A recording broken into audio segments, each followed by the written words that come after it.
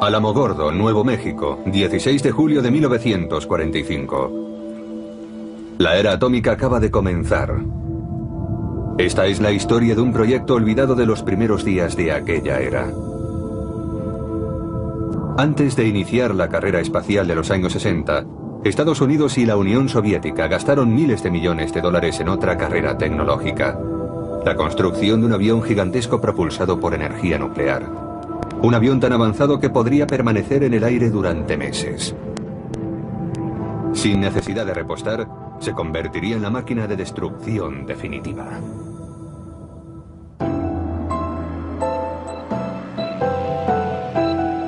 Aviones que nunca llegaron a volar. Episodio 3. El bombardero atómico. En la actualidad no se confía en la energía atómica, incluso se la teme.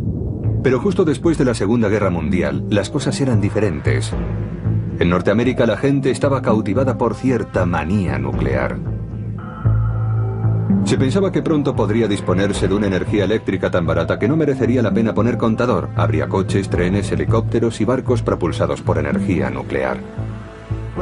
La opinión general era muy favorable a la energía nuclear después de la guerra, e incluso durante los 20 años siguientes. Se decía que muy pronto estaría disponible y que sería casi gratuita.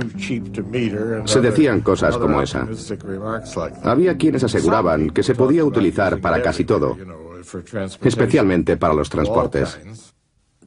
Existía la idea totalmente disparatada, desde la perspectiva actual, de detonar bombas atómicas en los polos norte y sur para fundir el hielo y hacer que el clima mundial fuera más cálido.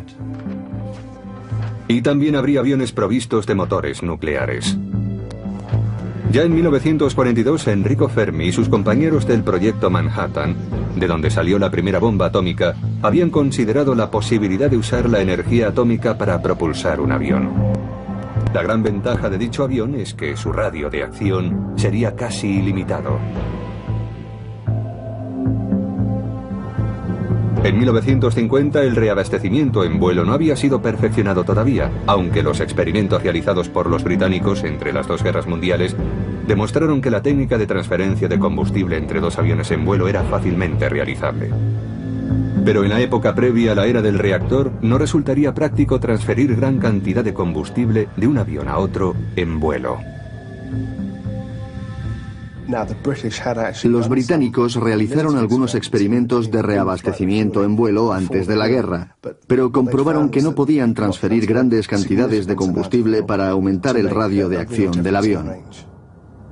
Durante la Segunda Guerra Mundial no hubo reabastecimiento en vuelo.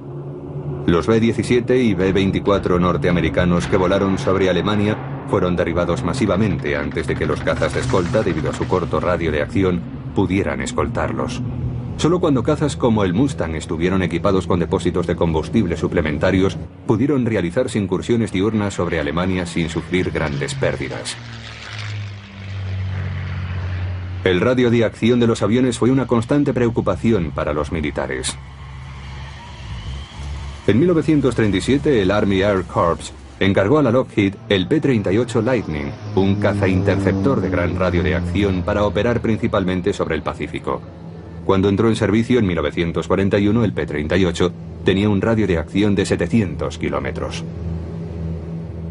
Norteamérica tuvo que combatir en áreas muy amplias y remotas. Tuvo que hacerlo sobre el Pacífico, lo que significaba que necesitaría aviones con gran autonomía, y además debían ser seguros. Volar en un caza monomotor implicaba mucho riesgo, porque si el motor se paraba, el avión caía al mar. Eran necesarios dos motores. Se requería, por tanto, un avión rápido, seguro y bimotor como el P-38.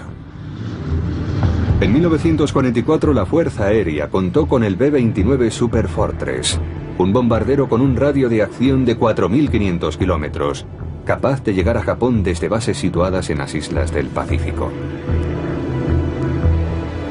Durante la Segunda Guerra Mundial se resolverían algunos de los problemas de la aviación de la preguerra. Motores y fuselajes más grandes y más eficientes permitieron a los aviones comerciales atravesar por primera vez el océano sin tener que repostar. Esos avances permitieron a la aviación soñar con una nueva época repleta de posibilidades. Sin embargo, todos esos adelantos resultaron insuficientes ante un nuevo tipo de exigencias. Desde sus inicios, la Guerra Fría impondría unas necesidades muy concretas. Estados Unidos necesitaba un bombardero que llegara hasta objetivos en el interior de la Rusia soviética. Un bombardero con un radio de acción de decenas de millares de kilómetros. La respuesta estaría en un nuevo tipo de motor. En 1946, bajo el mando del general Curtis E. LeMay, la Fuerza Aérea de los Estados Unidos inició un programa llamado NEPA, cuyas siglas traducidas al castellano significan Propulsión de Aviones por Energía Nuclear. Su objetivo era estudiar la construcción de un bombardero propulsado por energía nuclear. Si el P-38 y el B-29 habían servido para enfrentarse a Japón en el Pacífico, un bombardero propulsado por energía nuclear parecía ser el medio ideal para cualquier posible conflicto con la Unión Soviética. La primera ventaja y las demás ventajas se derivaban de ella. Era que la duración del vuelo podía ser ampliada considerablemente, casi de forma ilimitada. Al cabo de un año comenzó el diseño de una de las más sorprendentes plataformas armamentísticas que jamás haya existido. Un bombardero propulsado por energía atómica. En 1948 el jefe del recientemente creado Mando Estratégico era el general Curtis E. LeMay. Estuvo al frente de la ofensiva de bombarderos B-29 contra Japón en el Pacífico. LeMay tenía fama de polémico, lo que en la aviación militar llaman un halcón. Era un general al que no le importaba demasiado la población civil. Había combatido en la Segunda Guerra Mundial. Había estado al mando de bombardeos tanto en Europa como en Japón. Era un general típico de la Segunda Guerra Mundial, con el comportamiento típico de un general de aquella época. LeMay quería disponer de un bombardero que contrarrestara definitivamente la nueva amenaza soviética. Debía estar provisto de motores nucleares y ser capaz de permanecer en vuelo por tiempo indefinido. Se convertiría en la principal arma norteamericana en cualquier guerra futura. En términos militares, y considerado en el contexto histórico adecuado, fue una gran idea, porque se trataba de un bombardero que no estaría limitado por el combustible. Se dispondría de un bombardero de propulsión nuclear que transportaría bombas nucleares y que estaría siempre en vuelo, observando y esperando al enemigo. Sin embargo, LeMay y la Fuerza Aérea no tenían la confianza de alguien muy poderoso. El presidente Truman. Al presidente Truman le preocupaba mucho dejar el inmenso poder de la energía nuclear únicamente en manos de los militares. Por eso creó una institución civil, la Comisión para la Energía Atómica, que dependería directamente de él y de la oficina presidencial, que controlaría la investigación en todo lo respectivo a energía nuclear. A los generales no les agradó en absoluto que las bombas atómicas estuvieran bajo llave. La Comisión para la Energía Atómica estableció los posibles usos de un avión provisto de propulsión nuclear. En primer lugar, podría ser usado como bombardero de largo alcance. La energía del reactor nuclear le permitiría teóricamente volar durante meses sin repostar, usando solo una pequeña cantidad de uranio. En segundo lugar, podría usarse como hidroavión.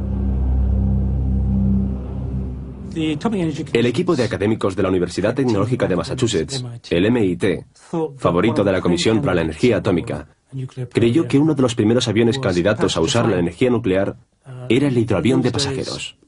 En aquellos días el tráfico aéreo de personas era poco usual y no había aeropuertos grandes. Por eso volar de puerto a puerto era buena idea. Además, un reactor nuclear en un avión corriente resultaría demasiado pesado. Pero un hidroavión era lo suficientemente grande para llevarlo. Así que parecía la apuesta adecuada.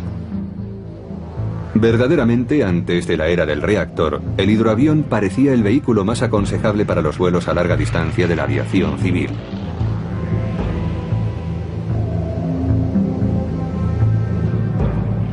El diseño permitía llevar muchos pasajeros.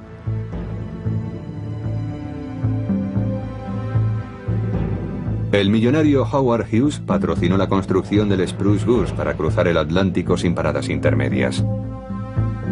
Y en Gran Bretaña, Saunders Roe fabricó el elegante hidroavión Princess en respuesta al creciente mercado transatlántico de pasajeros. Se desarrolló un sistema de atraque experimentando en Southampton para que ya no fuera necesario montarse en lanchas al subir o bajar del hidroavión.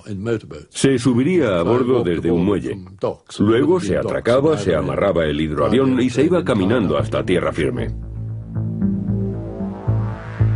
El Princess fue uno de los mayores aviones que jamás se haya construido. Era un avión con dos puentes, el superior y el inferior. Tenía bar y disponía de camarotes con 2 literas. Definitivamente sería una forma lujosa, asequible para unos pocos, de cruzar el Atlántico en unas 7 horas y media.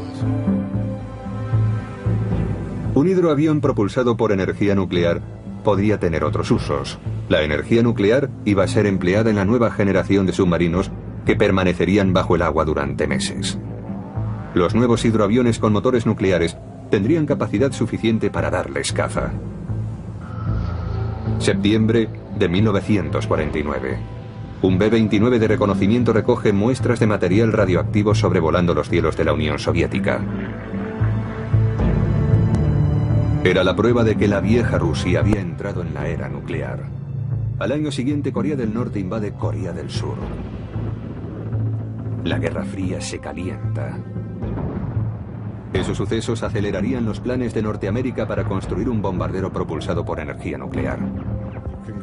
El Comité Conjunto de Energía Atómica del Congreso estaba muy a favor de desarrollar un bombardero propulsado por energía nuclear.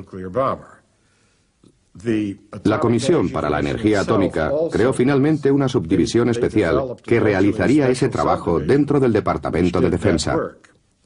En la Fuerza Aérea existían grandes esperanzas de que se construyera un avión nuclear. En 1951, la Comisión para la Energía Atómica encargó que se construyera el primer avión experimental propulsado por energía nuclear. El objetivo, tal como se dijo en 1951, era construir 2 aviones experimentales, es decir, 2 aviones propulsados por energía nuclear que pudieran volar en 1957. En principio se hicieron unas pruebas de blindaje para evitar que la tripulación sufriera radiaciones. El mayor problema era proteger al piloto y a la tripulación de los efectos de la radiación. Se propuso que solo volaran tripulantes de cierta edad. La teoría era que, como iban a ser irradiados de todas maneras, si habían pasado ya la edad de tener hijos, no importaría demasiado. Se pensó, por ejemplo, que las bases estuvieran en islas deshabitadas, que los pilotos fueran mayores para que la radiación no afectara a los genes, al esperma, y así no pasara a futuras generaciones. A aquellos tripulantes potenciales se les conocía como hombres NEPA. Para ganar experiencia en la protección contra las radiaciones, se decidió construir un avión provisto con un reactor atómico antes de que los motores nucleares estuvieran disponibles. Se referían a un avión especial, porque nadie sabía cuánto pesaría, y previsiblemente iba a ser mucho. Por eso la Fuerza Aérea recurrió a su avión más grande, el bombardero B-36, que era el mayor construido hasta la fecha en Estados Unidos. Tenía una envergadura de 70 metros y un radio de acción de 13.000 kilómetros. Al principio, el B-36 estaba propulsado por 6 motores de hélice convencionales, pero versiones posteriores incorporaron 4 reactores para alcanzar más velocidad y llevar mayor carga, condiciones que lo convirtieron en un avión célebre. Sus tripulantes lo llamaban el abrigo de aluminio. El B-36 confirió por primera vez a la Fuerza Aérea Norteamericana lo que ahora llamamos alcance global o poder global. Eso significa que se puede alcanzar cualquier lugar del mundo con un bombardero y determinar el desarrollo de un conflicto internacional mediante bombardeos. En 1953, un bombardero B-36 de serie fue elegido como avión de pruebas para el programa del bombardero nuclear. Fue modificado para que llevara un pequeño reactor nuclear en la bodega de bombas. El reactor no estaba conectado a los motores. Una nueva sección del morro llevaba una cabina apantallada con 12 toneladas de plomo y caucho para una tripulación de 5 hombres. piloto, copiloto, mecánico de vuelo y 2 ingenieros nucleares. También llevaba bolsas de agua, una en el fuselaje y otra detrás de la cabina de vuelo, para absorber la radiación del reactor. Después de la reconversión, el avión fue denominado NB-36. La N significaba nuclear. Pusieron un reactor nuclear en la bodega de bombas para hacer pruebas en vuelo. Se trataba de comprobar si la tripulación estaba protegida contra la radiación de un reactor en funcionamiento. La auténtica finalidad del experimento era comprobar si se podía volar con un reactor nuclear instalado en un avión sin dañar con sus radiaciones a la tripulación. Si no se podía resolver el problema, no importaría que los motores funcionaran. Nadie volaría en el avión.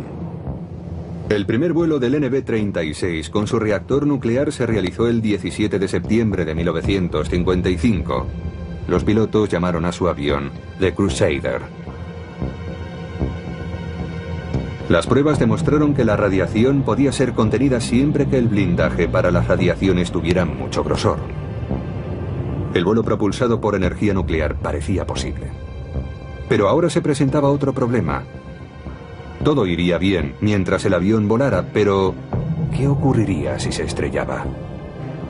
Debido al peligro potencial, la Fuerza Aérea tomó precauciones muy especiales. Junto con el NB-36, volaría un avión de la Fuerza Aérea llevando un destacamento de marines. El plan era que si el NB-36 se estrellaba, los marines del avión acompañante saltarían inmediatamente en paracaídas y acordonarían el lugar del accidente para aislarlo de los curiosos. Aquello era muy arriesgado, y los marines no tardaron en apodar a la unidad la brigada que resplandece en la oscuridad. Entre 1955 y 1957, el NB-36 realizó 47 vuelos con éxito. El problema ahora era lograrlo con un avión real. El trabajo se dividió entre la Fuerza Aérea, que proporcionaría el avión, y la Comisión para la Energía Atómica, que proporcionaría el motor nuclear. La planta de potencia que se pretendía construir pesaría 80 toneladas. Toda la unidad nuclear, incluyendo el reactor, debía construirse en un único módulo extraíble para que pudiera ser recargado y reparado. La siguiente cuestión era hacer que el motor nuclear funcionara en vuelo. El motor de reacción corriente funciona aspirando aire a través del difusor. Seguidamente se comprime este aire en el compresor. Se emplea más oxígeno del necesario para que la mezcla arda en la cámara de combustión. Allí se inyecta queroseno, que se quema con el oxígeno, haciendo que el aire se caliente de forma continua. El aire caliente se expande con rapidez, creando un empuje que impulsa el avión hacia adelante. Con los motores de reacción se alcanzan grandes velocidades. Sin embargo, existe un inconveniente. El motor de reacción consume mucho combustible y los aviones solo pueden llevar una cantidad limitada. Por eso los aviones militares modernos tienen tanta necesidad de repostar en vuelo. El motor nuclear podía resolver ese problema. El proceso de combustión combustible-oxígeno es sustituido por el calor proveniente del reactor nuclear, cuyo proceso puede prolongarse durante meses o años. La teoría del motor nuclear es muy sencilla, más sencilla que la del motor de reacción. Sencillamente se aspira aire, se le hace pasar por el reactor y allí se calienta. Ni siquiera necesita una reacción química para que se expanda. Luego sale por el otro extremo y empuja al avión. La teoría es sencilla, pero no la ingeniería requerida. Los científicos de la Comisión para la Energía Atómica propusieron 2 formas distintas de construir un motor nuclear. Había 2 aproximaciones principales a la propulsión nuclear de aviones. Una de ellas era la de reactores que no tenían más que agujeros longitudinales por los que pasaba el aire. El aire frío entra por un extremo, pasa por los pequeños orificios del reactor, se calienta y produce empuje por el otro extremo. La ventaja del empuje directo es que es más sencillo. Casi no hay partes móviles. El aire entra en el reactor, pasa a través de él por muchos orificios pequeños y sale caliente. El principio es muy sencillo. Pero el llamado ciclo motor directo tenía un grave inconveniente. Lo malo del ciclo directo es que es muy fácil que el aire que pasa por el reactor se contamine. Tanto porque el blindaje para las radiaciones es muy débil, como porque al cabo del tiempo, con el calor y la presión, el escudo protector pueda rajarse y los materiales irradiados empiecen a salir fuera del núcleo del reactor. En ese caso, se estaría expulsando material contaminado.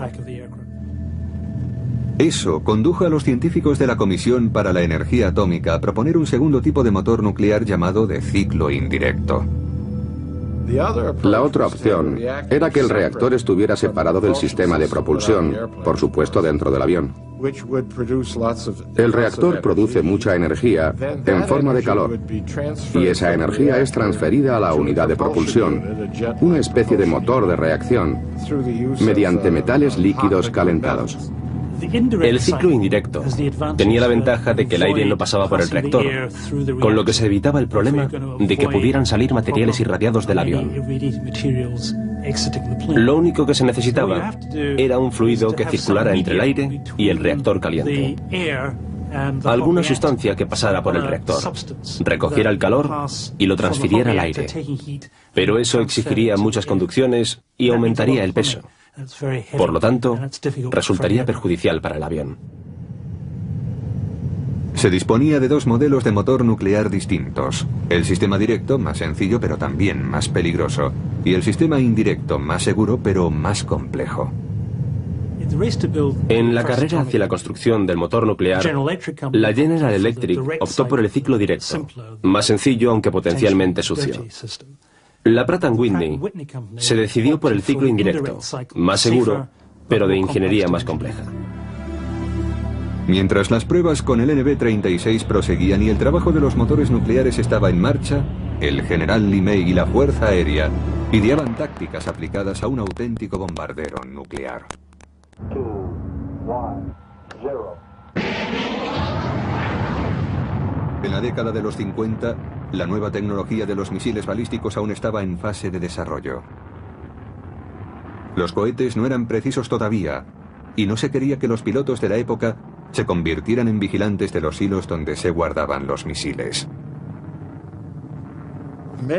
Muchas personas de la Fuerza Aérea, especialmente las mayores y más expertas, preferían cuidar los aviones y no tanto los misiles.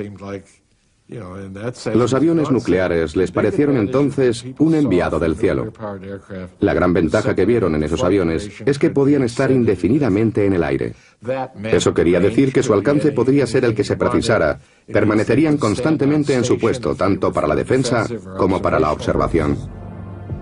El nuevo bombardero nuclear tendría una forma muy distinta a la de sus predecesores. Se llamaría WS-125. Y su diseño y construcción fueron confiados a la Convair, fabricante del B-36. La Fuerza Aérea desarrolló muchas fórmulas administrativas para la clasificación de programas. WS quiere decir sencillamente sistema de armas, y todos ellos tenían un número. El WS-125 era el avión nuclear.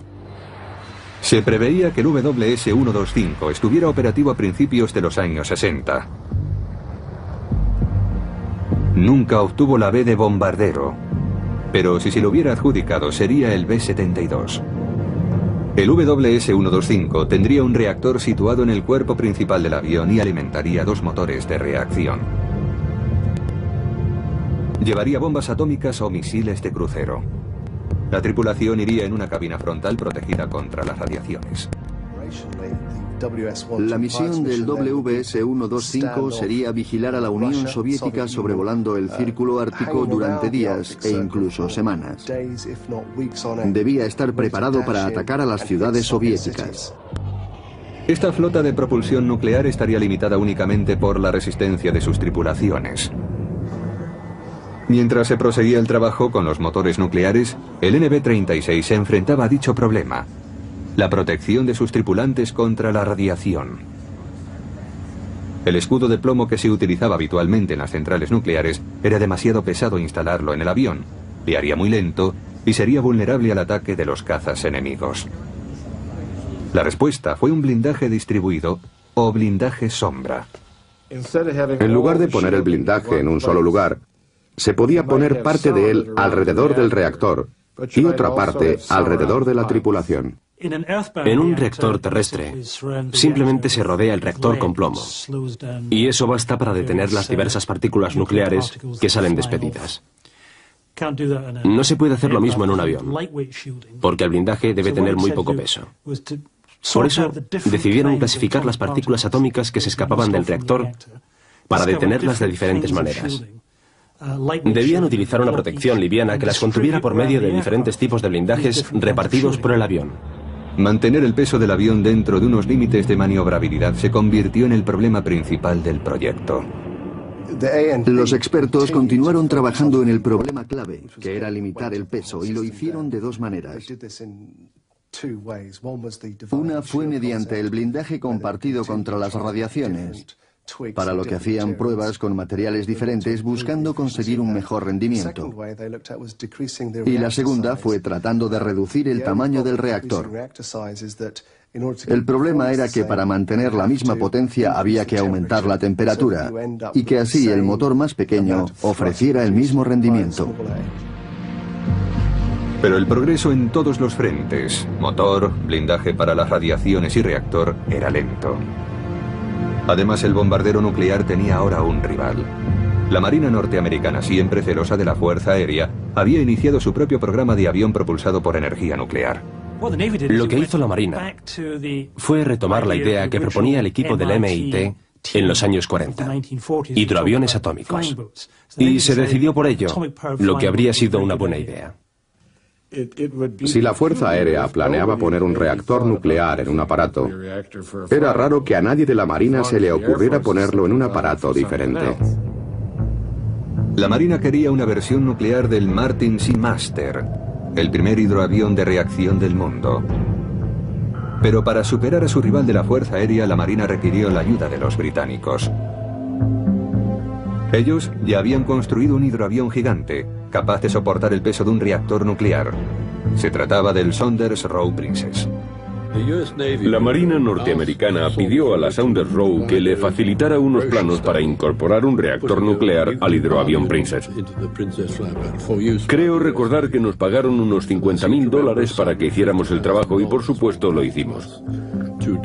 Entregamos no solo los planos, sino un modelo del propio avión. Dick Stratton se encargó de realizar las pruebas en vuelo del Princess. Lo principal era instalar un reactor nuclear en el puente superior para que alimentara con gases calientes a los motores interiores.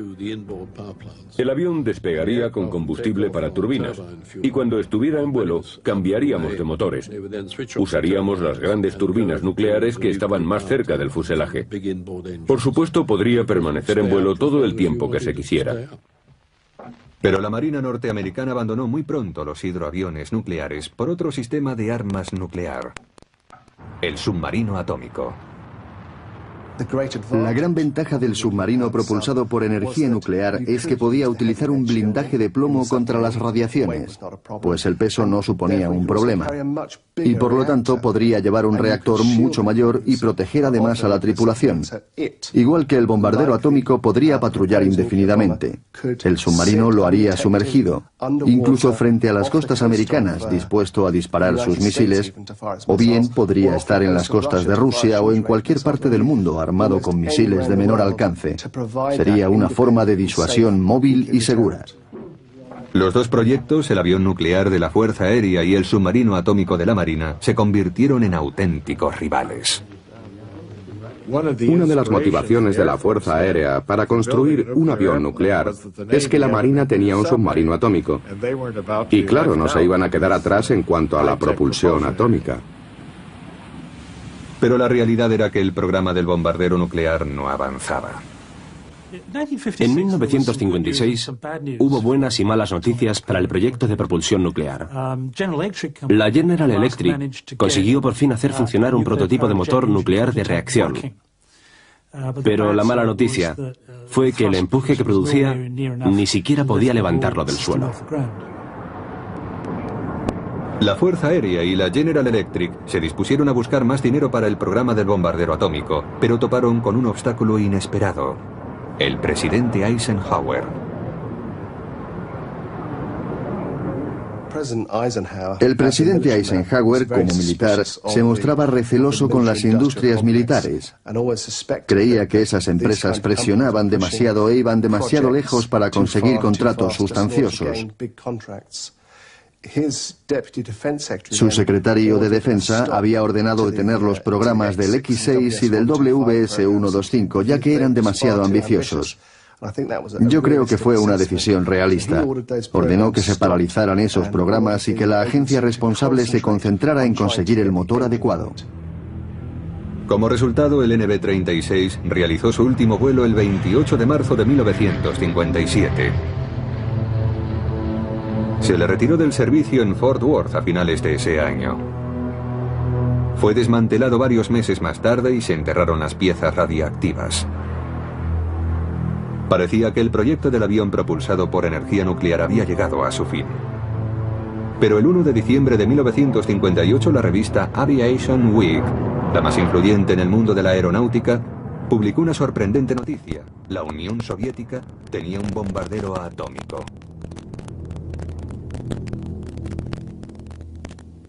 Tenían una imagen del avión. Era una recreación gráfica de un avión propulsado por energía nuclear.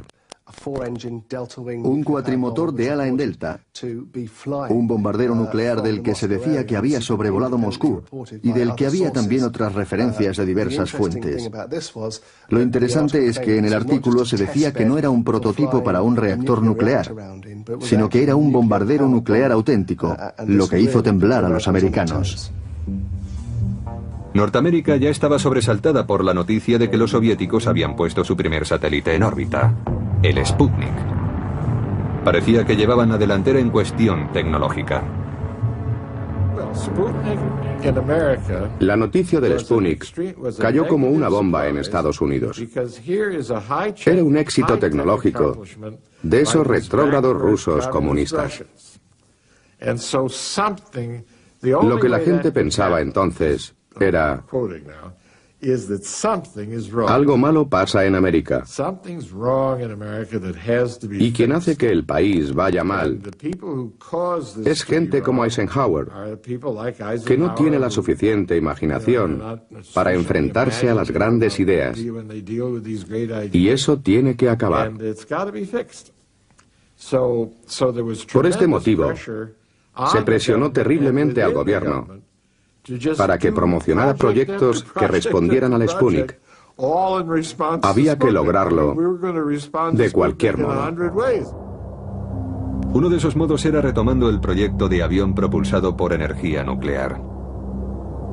La Fuerza Aérea y algunos políticos lanzaron una campaña para reactivar el WS-125. Se desataron auténticas pasiones en favor del avión nuclear. Y un demócrata de Pensilvania llamado Dan Flood publicó un artículo en Aviation Week que venía a decir: os habéis dormido otra vez frente al botón. Melvin Price, presidente del Subcomité de Energía Atómica del Congreso, dijo que los rusos estaban de 3 a 5 años por delante de los americanos en cuanto a propulsión nuclear de aviones, y pidió que se hiciera algo para acortar la distancia y ponerse a la misma altura. Recuerdo una reunión secreta que mantuvimos con un comité del Senado encargado de asuntos militares. En referencia al famoso artículo de Aviation Week, nos dijeron: ¿por qué no hacéis algo al respecto? ¿No os dais cuenta de la importancia que tiene? Pero yo sabía lo suficiente acerca de la tecnología soviética para tomar la noticia en serio. Sabía que era una meta muy difícil de alcanzar. Nosotros no pudimos. Y por supuesto, ellos tampoco. La Unión Soviética llevaba trabajando muchos años en varios proyectos de aviones nucleares. Fue un proyecto descabellado que desarrollaron a principios de los años 50. Se trataba de un hidroavión que pesaba 1000 toneladas. El verdadero objetivo de los soviéticos era mantenerse a la altura de los americanos y construir su propia versión de un bombardero propulsado por energía nuclear. Los soviéticos ya disponían de un bombardero con un amplio radio de acción. En Occidente fue conocido con el nombre en código de la OTAN, Bear. Pero el Bear era demasiado lento para esquivar las defensas norteamericanas, equipadas con nuevos misiles e interceptores. Además, parecía que la Unión Soviética estaba desarrollando un bombardero nuclear como alternativa. Se llamó M-50. La OTAN lo llamó Bounder. ¿Aventajarían los soviéticos a los norteamericanos en el campo de los aviones nucleares? Los investigadores soviéticos en esta materia estaban a la par que los americanos. Tenían que enfrentarse a los mismos problemas: el peso del reactor y el blindaje para las radiaciones, y llegaron al mismo tipo de soluciones. Los soviéticos adoptaron también la solución del blindaje distribuido contra las radiaciones. Curiosamente, el tamaño del reactor que proyectaban era muy similar al de los americanos. Pesaba 80 toneladas. Las noticias de los avances soviéticos con los aviones atómicos, junto con el éxito del Sputnik, cambió el rumbo de la política norteamericana. La Corporación de Energía Atómica, el Departamento de Defensa, varios dirigentes del mismo y la Fuerza Aérea utilizaron toda su influencia para conseguir que se reanudara el programa del bombardero nuclear.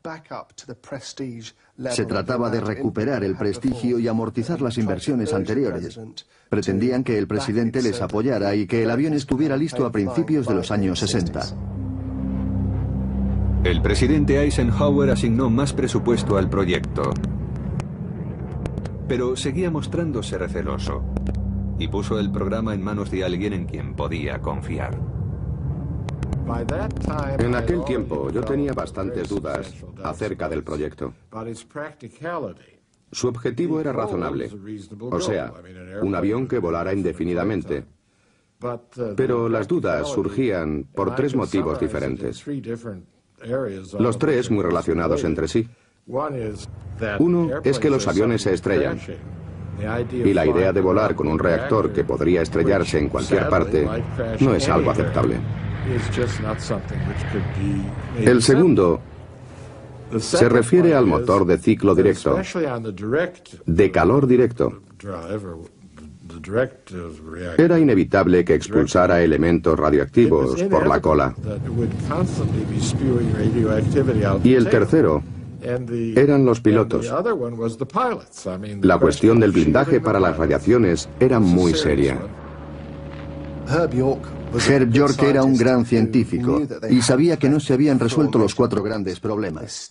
No habían desarrollado un motor con el suficiente empuje para que el avión despegara. No habían resuelto la cuestión del blindaje contra las radiaciones. El motor de ciclo directo era todavía demasiado sucio y la tecnología de ciclo indirecto estaba sencillamente poco avanzada. Apoyado por Eisenhower, York aportó nuevas ideas al proyecto. Canceló algunos avances en la estructura por considerarlos prematuros. El trabajo se concentró en conseguir un motor funcional a toda prueba. Finalmente se lograron progresos.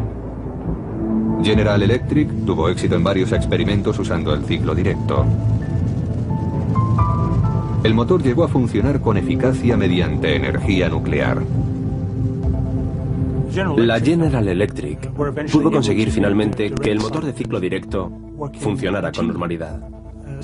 Aunque el concepto quedó demostrado, el caso es que todavía no habían resuelto el problema del peso.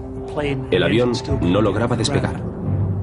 Mientras General Electric trabajaba en el motor atómico de ciclo directo, Pratt & Whitney seguía trabajando en el de ciclo indirecto. El Dr. York creía que el motor de ciclo indirecto ofrecía mayores garantías para evitar las peligrosas fugas radioactivas. Incluso con todo este esfuerzo de investigación en busca de un motor, hasta 1959 el progreso real había sido muy lento y no se tenía todavía un prototipo funcional. En 1960 el panorama político cambió de nuevo. Kennedy fue elegido presidente de los Estados Unidos, venciendo al que fuera vicepresidente de Eisenhower, Richard Nixon. Kennedy había acusado a la administración republicana de Eisenhower de permitir que la Unión Soviética adelantara a Norteamérica en el campo tecnológico y militar. ¿Reanudaría Kennedy el proyecto del WS-125? Durante la campaña por la presidencia, Kennedy acusó a Eisenhower de permitir que América fuera por detrás de Rusia en el campo militar. Acusó a Eisenhower de lo que denominó el lapso de los misiles. Rusia disponía de más misiles que América y con los bombarderos había también otro lapso similar. Pero al acceder a su nuevo cargo, Kennedy descubrió otro secreto de Eisenhower. Durante los últimos meses de su legislatura, había declarado confidenciales las noticias acerca de los avances militares soviéticos. El nuevo avión espía U-2 y los primeros satélites de reconocimiento norteamericanos habían descubierto el estado real de las fuerzas soviéticas. Cuando Kennedy llegó a la Casa Blanca, sufrió un verdadero shock. No existía tal lapso de bombarderos. Más bien parecía que la Unión Soviética no disponía de ningún bombardero operativo, no existía el lapso de los misiles, y lo que es peor, parece que no tenían ningún bombardero propulsado por energía nuclear. Es posible que nunca existiera. La noticia lanzada por Aviation Week acerca del avión soviético propulsado por energía nuclear había sido una farsa. Nunca existió un bombardero nuclear. Existió el Bounder, aunque solo construyeron un ejemplar. Pero el M-50 Bounder estaba propulsado por motores de reacción normales y no era un avión muy eficiente. Al saberlo, se canceló el proyecto del bombardero nuclear americano y también cualquier posibilidad de resucitar el WS-125. Todo lo que quedó cuando llegó a la presidencia fue la investigación y el desarrollo del motor indirecto, el de metal líquido. Ya no se volvió a hablar del avión. Cuando Kennedy llegó a presidente, canceló el 95% del programa. El proyecto del bombardero atómico fue finalmente cancelado en marzo de 1961, solo un mes después de que Kennedy entrara en la Casa Blanca. Lo sorprendente es que justo cuando Kennedy canceló el programa del MIT, se estaban consiguiendo avances en lo referente a los materiales del reactor. Dichos avances permitían luego la construcción de motores ligeros que serían utilizados en los vuelos espaciales. Hoy en día, si se quisiera construir un motor nuclear para un avión, probablemente se conseguiría, dada la tecnología de que se dispone. El avión nuclear fue superado por los acontecimientos. Los submarinos nucleares Polaris de la Marina entraron en servicio y Estados Unidos dispuso de misiles balísticos con amplio radio de acción y gran precisión. El bombardero tripulado, independientemente de su planta de potencia, se había hecho vulnerable a los misiles antiaéreos. El sueño americano del vuelo nuclear había fracasado. Pero la historia del bombardero propulsado por energía nuclear tenía todavía un secreto que revelar. El mayor de todos.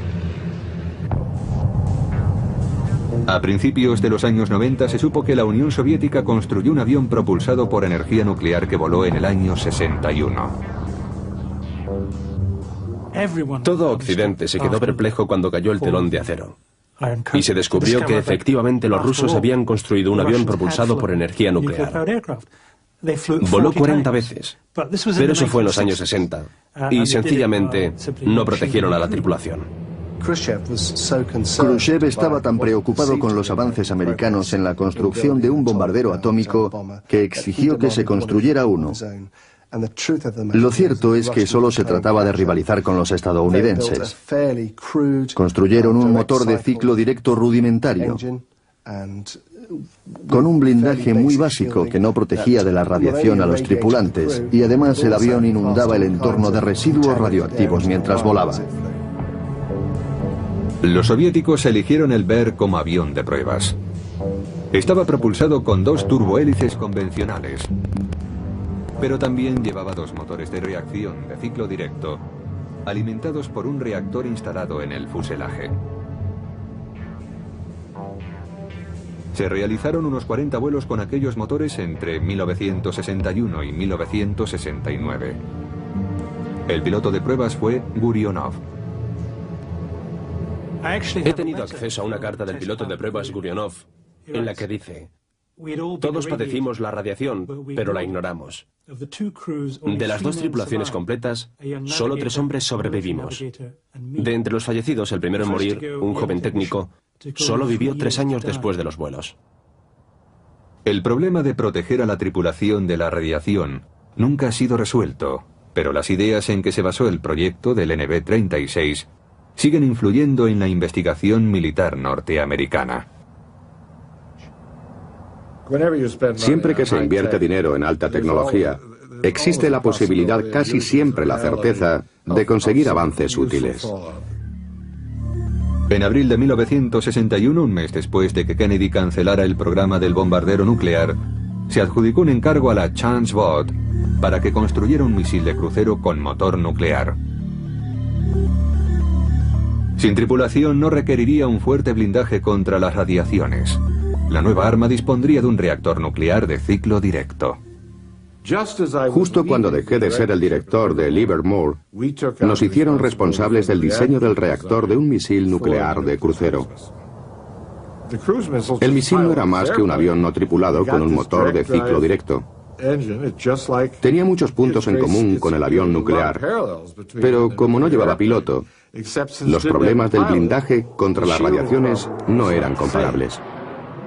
El nuevo misil fue llamado SLAM. Chance Bot llegó a construir un tercio del prototipo del SLAM. El diseño final tendría una longitud de 20 metros. Sería lanzado a gran altura para que alcanzara objetivos muy distantes. Realmente sería un misil con un radio de acción infinito al estar provisto de motor nuclear. Luego descendería hasta los 30 metros y volaría a Mach 3. Habría sido totalmente imposible de detener. Además de lanzar bombas nucleares, los científicos de Livermore consideraban que el motor por sí solo sería un dispositivo nuclear letal, pues contaminaría el territorio enemigo. Sería el arma más mortífera jamás conocida. Volando a ras de suelo arrasaría todo lo que se encontrara a su paso. La radiación sería una ventaja en lugar de un inconveniente. En 1964 el SLAM estaba listo para realizar las pruebas. Pero la política intervino de nuevo. Kennedy y Khrushchev se habían enfrentado en Cuba. El mundo estuvo muy cerca del holocausto nuclear. Después del enfrentamiento, los dos dirigentes firmaron un tratado de no proliferación de armas nucleares. Las sentencias de muerte del avión y del misil propulsados por energía nuclear las firmó Kennedy en su acuerdo con los soviéticos. Si se hubiera desarrollado una tecnología nuclear de esa clase, el hecho habría sido considerado una provocación. Además, después de la crisis de los misiles de 1962, todo el mundo supo lo cerca que se había estado de una guerra atómica. El programa SLAM finalizó en 1964, pero el sistema de navegación de a bordo desarrollado para el misil fue utilizado posteriormente en los misiles de crucero convencionales, que forman parte hoy en día del arsenal norteamericano. Al final, el avión nuclear fue desbancado por una tecnología sencillamente más económica. Los avances que permiten repostar en vuelo con garantías, algo normal hoy en día, hicieron innecesario el vuelo permanente. Y el misil balístico, que puede alcanzar un objetivo muy concreto, así como el misil de crucero, acabaron con la necesidad de un gran bombardero. Pero puede que no haya terminado el sueño del vuelo nuclear. En 2003, se supo que el Laboratorio de Investigación de la Fuerza Aérea de los Estados Unidos había proporcionado fondos para estudiar la propulsión con energía nuclear del Global Hawk, de la Northrop Grumman. El Global Hawk es un vehículo aéreo no tripulado, o UAV. Su principal misión es la de reconocimiento a gran altura y a gran distancia. Está diseñado para volar desde los Estados Unidos hasta cualquier lugar conflictivo del planeta, sobrevolándolo durante varios días para obtener y enviar datos al respecto. Actualmente se pretende que el Global Hawk pueda volar durante varios meses seguidos. ¿Ha madurado por fin la tecnología que inspiró el NB-36? ¿Podrán los vehículos no tripulados permanecer durante meses o años en el cielo? Ese era el objetivo prioritario del bombardero nuclear original, el WS-125. Uno de los aviones que nunca llegaron a volar.